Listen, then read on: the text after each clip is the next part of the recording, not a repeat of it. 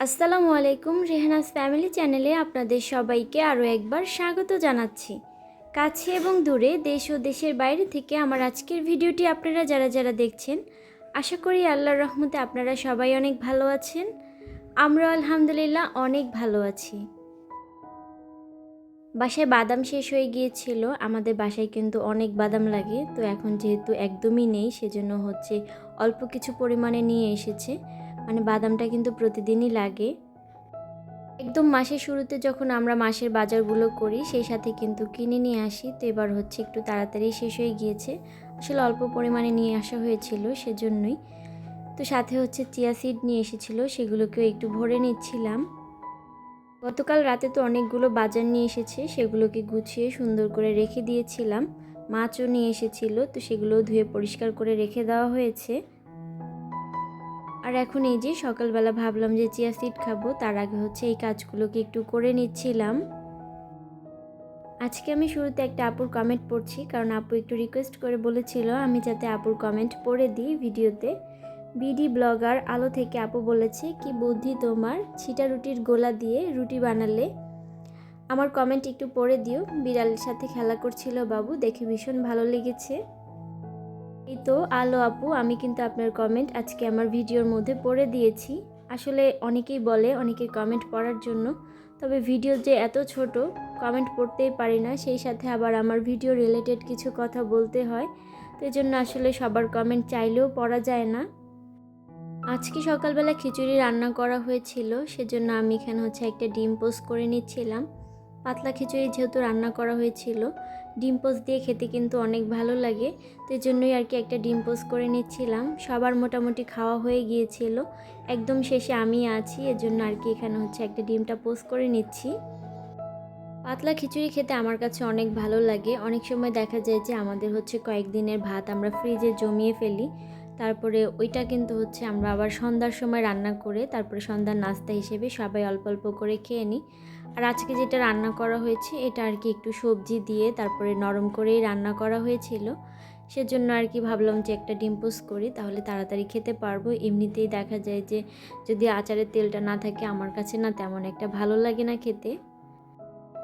সকালের নাস্তাটা করে নিয়েছিলাম আর হুমায়রাকেও খাইয়ে দিয়েছি। আর এখন এই যে ওর কাপড়গুলো ভাঁজ করছিলাম দেখে ও সাথে এসে ওর কাপড়গুলো ভাঁজ করে নিচ্ছিল, বলছিল যে দাও আমি ভাঁজ করব।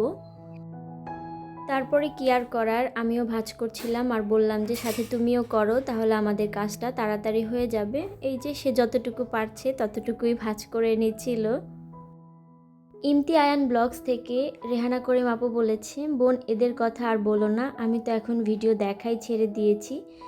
যাদের কমেন্ট পাওয়া মাত্রই আমি তাদের ভিডিওগুলো দেখছি।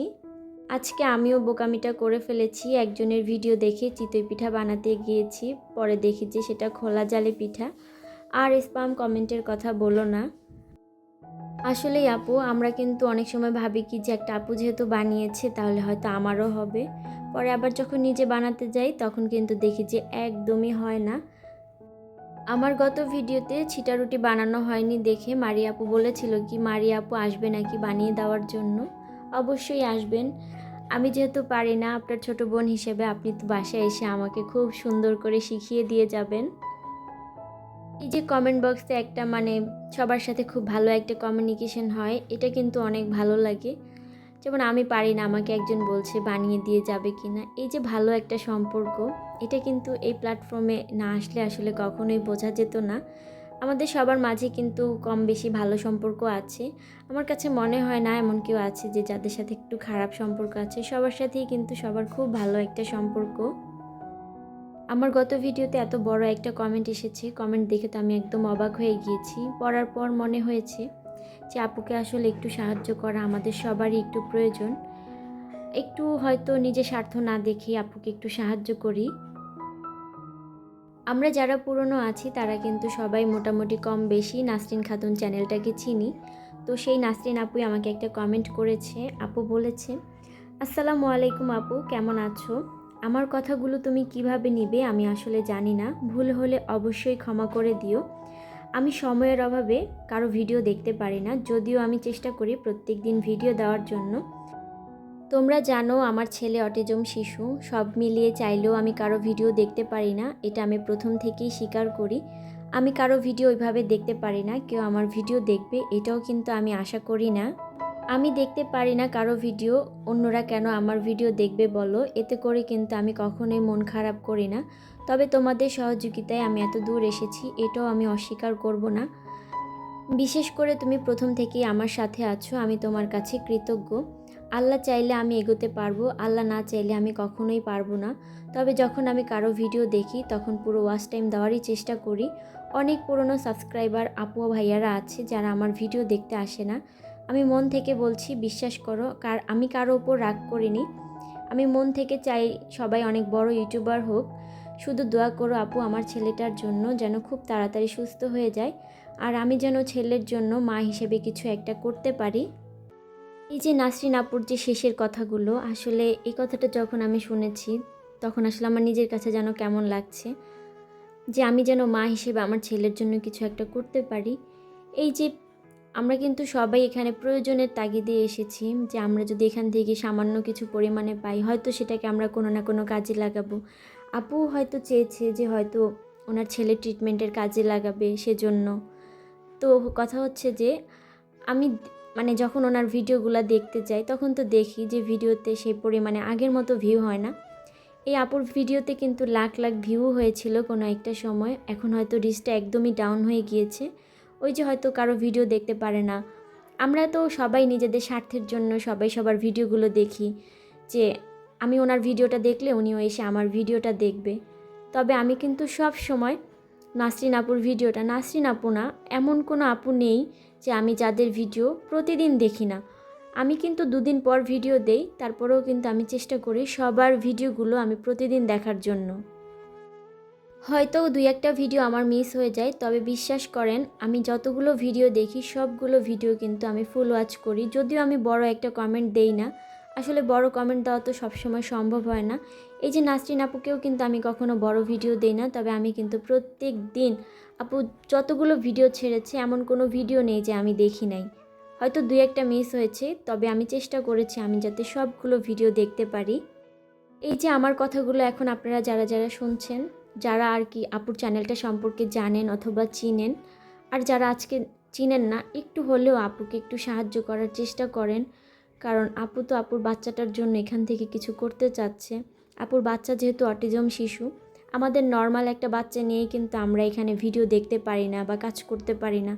তারপরেও যে উনি ওনার এই টাইপের একটা বাচ্চা নিয়ে এখানে কাজ করছে, এটাই তো অনেক কিছু। আমাদের সবার কাছে বিনা স্বার্থে একটা ভিডিও দেখা কিন্তু খুব কঠিন একটা কাজ না। আমরা কিন্তু চাইলেই আপুকে একটু সাহায্য করতে পারি। তো আমি বলছি, যারা যারা আমার কথাগুলো শুনছেন, নিজেদের স্বার্থটাকে ত্যাগ করে একটু হলেও আপুর ভিডিওটা দেখার চেষ্টা করবেন। এই যে আমি কথাগুলো বলছি, আমি কিন্তু অনেক বেশি ইমোশনাল হয়ে গিয়েছি। একটা মা তার ছেলের জন্য কিছু করতে চাচ্ছে বা তার সন্তানের জন্য কিছু করতে চাচ্ছে, এটা কিন্তু অনেক বড় একটা কথা। আমি জানি না আজকে নাসরিন আপু আমার ভিডিওটা পুরোটা শুনবেন কিনা। যদি শুনেন আপু, আমি কিন্তু আপনার ব্যাপারে বলে দিয়েছি, সবার কাছে একটু হলেও রিকোয়েস্ট করেছি যাতে সবাই আপনার ভিডিওটা একটু বিনা স্বার্থে দেখে।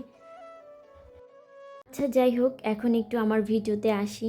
আমি কিন্তু রান্না বান্না করেছিলাম, তো এখানে হচ্ছে আমি আলুর দম করেছিলাম আজকে, সাথে হচ্ছে রুই মাছ ভুনা করে নিয়েছিলাম। তো রান্না বান্না শেষ, তারপর হচ্ছে এটা হচ্ছে বিকালবেলা আমার মেয়েকে একটু পড়াতে বসেছিলাম।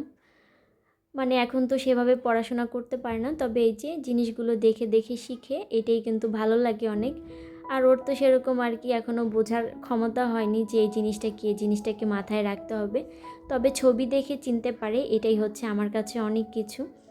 ওকে কিন্তু অনেক বই কিনে দেওয়া হয়েছে, যাতে একটু ওর পড়াশোনার প্রতি আকর্ষণটা বাড়ে।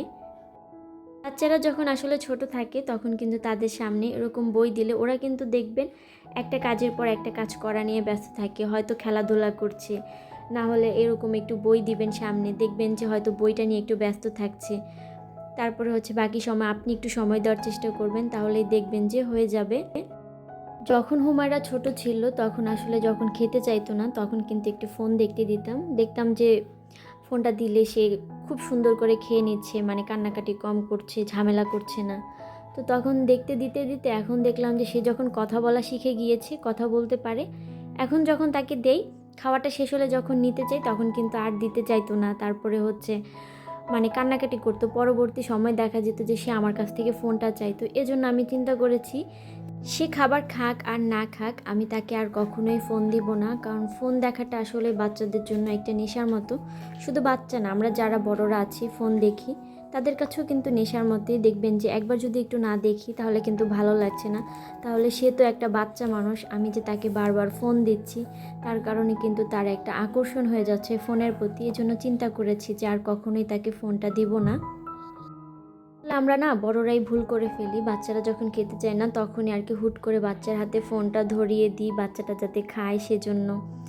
ওইটা আসলে আমাদের সবচেয়ে বড় একটা ভুল।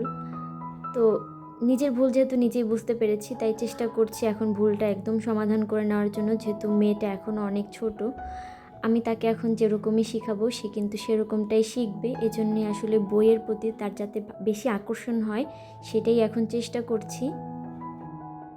আর সে যে রং করতে পারে এটা তো আপনারা মোটামুটি অনেকেই জানেন। তো পড়াশোনা যখন করে তার সাথে কিন্তু একটু রং করতে দিই, মানে ২টা কাজ একসাথে করতে দিই। তাহলে হচ্ছে দেখা যায় যে ওই যে একঘেয়েমিতার একটা বিষয় আছে সেটা কিন্তু তার মধ্যে আসে না। বাচ্চারা যে কাজটাই করে না কেন একটু পরপর যদি চেঞ্জ করে দেন তাহলেই দেখবেন যে বাচ্চারা কিন্তু অনেক আনন্দ পাচ্ছে। তো আজকে এ পর্যন্তই, ভালো থাকবেন। নেক্সট একটা ভিডিওতে দেখা হবে। আল্লাহ হাফেজ।